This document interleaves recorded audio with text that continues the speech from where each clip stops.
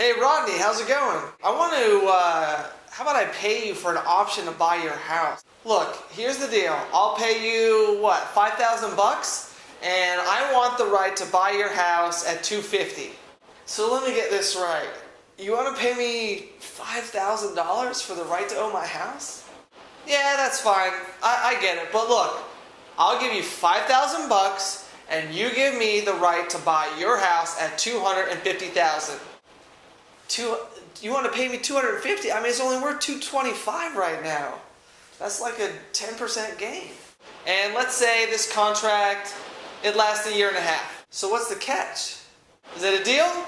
So you're going to give me 5,000 bucks and I get to keep my house as long as it's not $250,000. And once it is, I still get to keep your $5,000 and I sell you my house for 10% more than it's worth right now? I mean, it sounds like a fair deal to me. You give me 5,000 bucks, I get to live in my house, and I don't have to give it to you unless it goes up by like $25,000.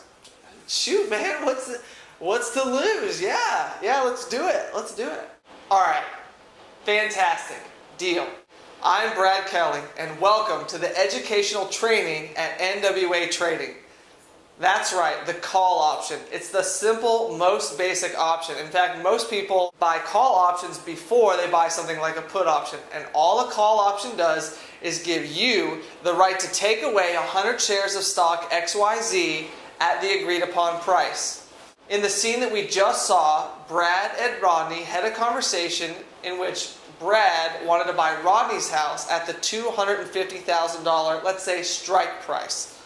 The strike price is a very standardized price. Let's take a look at an options chain. What you're looking at is an options chain, and it's really important to understand how an options chain is laid out. Right down the middle, you'll see, got my mouse moving up and down, these are the strike prices. As you saw, down the middle are the standardized strike prices. It's like going to a grocery store. When you go to a grocery store, you have one brand of apple juice. Let's say Mott's costs $2.50, then Treehouse apple juice costs $2.85, and then Welch's apple juice costs maybe $3. And you just basically choose the brand of apple juice that you want to pay for. If you don't want to pay $3 for the best brand of apple juice, then you trade down and you buy the Mott's apple juice for $2.50. But whatever it is, you own it at the price that you agreed to pay. Remember when we talked about apple juice at the grocery store? That's right. When you want to find a strike price, all you do is you pick the strike that you want to pay for. For instance, $2.78 is the bid on the 165 put. $2.83 is the ask on the 165 put. And what's the expiration? September 2011, which looks like it expires in 11 days. So you've got your expiration, you've got your strike price, and you've got the price that you want to pay. On the call side, if you want the 165 call, $4.80 is the bid, $4.90 is the offer or the ask. So the trade's going to take place somewhere around the $4.85 mark. And the mark's just, you add the bid to the ask and divide by 2, and that'll give you the mark. You get the same thing on the put side. The mark for this 165 put is $2.80. Alright? So that's basically how an options chain is laid out. You've got the calls on the left, always calls on the left. There you go, calls. And your puts are always going to be on the right hand side. That's how your options chain is set up. And remember, the strike, that's the standardized price. If I jump out to October, all I've done is change my expiration, and you can see it's the exact same list of strikes. And of course, the prices have changed because now there's more time value as part of the option. Now, in the situation where we had the house, if the house goes above $250,000, then what's Brad going to do? Absolutely, he's going to make Rodney give him his house for $250,000 with the contract. Let's check in on Brad and Rodney later on after the house has changed in value. Hey, Rodney! How's it going, buddy? I think you owe me a house. Oh, man, Brad, are you serious? You're really going to take my house? Yeah, sorry, bud. Doesn't matter that it's $300,000. You get to keep the $5 grand I paid you, and I'm going to give you $250,000 for the house. Ah, man, it's worth like $300,000, and I'm only getting $250,000. Yeah, it feels like a raw deal, but it doesn't matter because you gave me the contract, and I have the right to take away your house at $250,000, even though right now I'm probably going to sell it in 2 weeks for $300,000. And I'm going to pocket $45,000 large. Yeah, I get to keep the $5,000. Whoopity-doo. So I get like $255,000. But my house is worth like $300,000 now, man. That's like $75,000 more than when we made the deal. Yeah, that's just how the cookie crumbles. Yeah, I know. A contract is a contract. I know, I get it. Yeah, there's the keys. Thanks for the $5 grand. I'm gonna go find a house now that they've all gone up. Ton of money. Great, appreciate that. Thanks, Brad. It's a great deal you got. Let's take a look at another situation in which the price of the house changes. Hey, Rodney, how's it going? Yeah, it's a bummer, man. My house is only worth like $230,000. Yeah, I know. The house is still only worth $250,000. I mean, you can still pay me the $250,000 if you want. I'll still give you the house.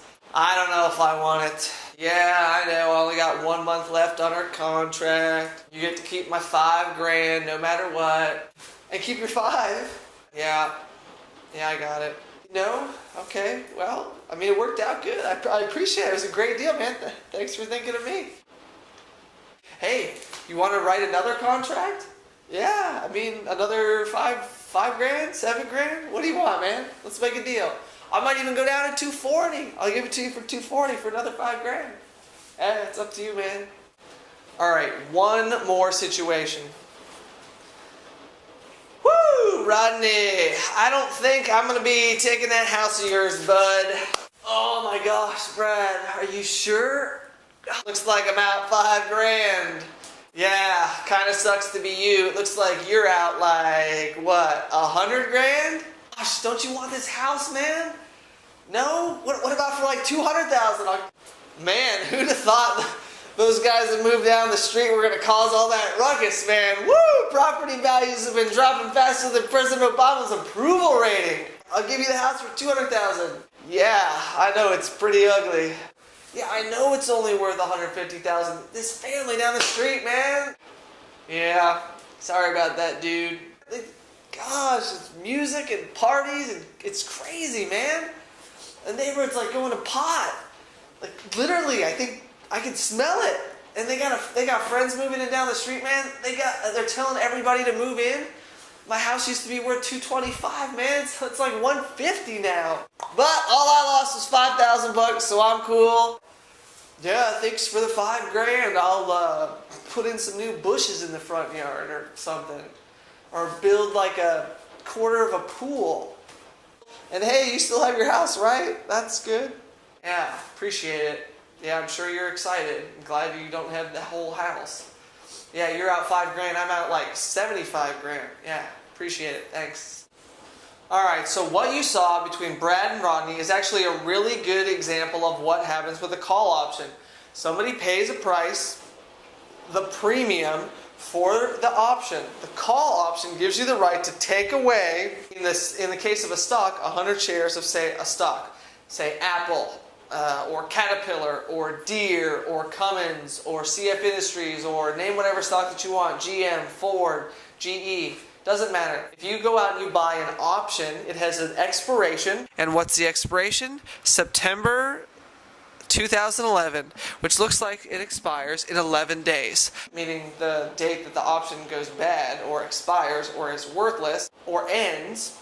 And then you have the strike right down the middle. You'll see, got my mouse moving up and down. These are the strike prices. Remember when we talked about apple juice at the grocery store?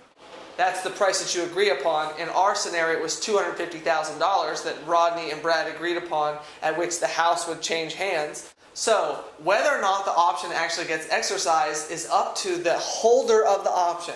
Whoever's long the option, meaning they paid the money for it or they own it, that person who's long the option has the right to exercise the contract or not. The first case in which Rodney's house was actually worth a whole lot more, I think it was $300,000 was what it was worth.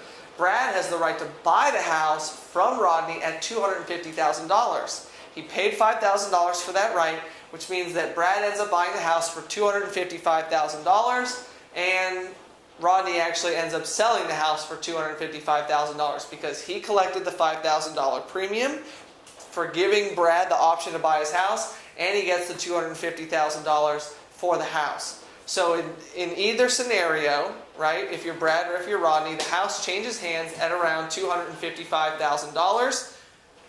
Brad gives it up, the $255,000, Rodney gets the $255,000 but gives up the house. And that's how a call option works. It gives you the right to call away an option away from somebody else at the agreed upon price, which is the strike, $250,000, and it expires. In this case, it was like a year and a half. The other scenario, the house didn't really move up or down in value, and Brad really just lost his $5,000. It's kind of a bummer. The great news for Rodney is that he gets to keep his house and he gets to keep the $5,000. This would be considered something like a buy right strategy. We'll talk about that later.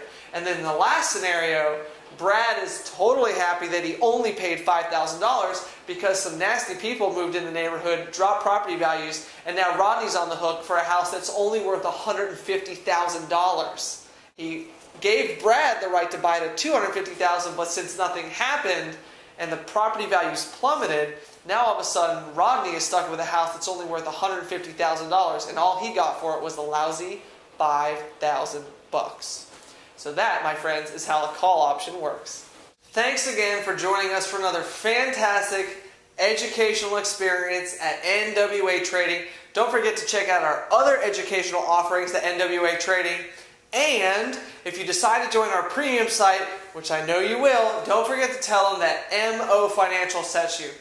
In fact, you can follow us on Twitter at MO Financial, where you're going to get all kinds of real-time active updates. But for the real updates, you're going to want to join the premium site, where you're going to get access to the NWATrading chat room. That means you're going to get, of course, at Squee, at TJ Takes, at MO Financial, at Low Nose Best, all in real time. And you're going to get lunch at the market hours before anybody else even gets a look. That's right, you're going to get an email blast when there's a great trade over at NWATrading. You're going to get a live chat room where you can trade alongside other traders. That's right, you don't have to be alone in this market.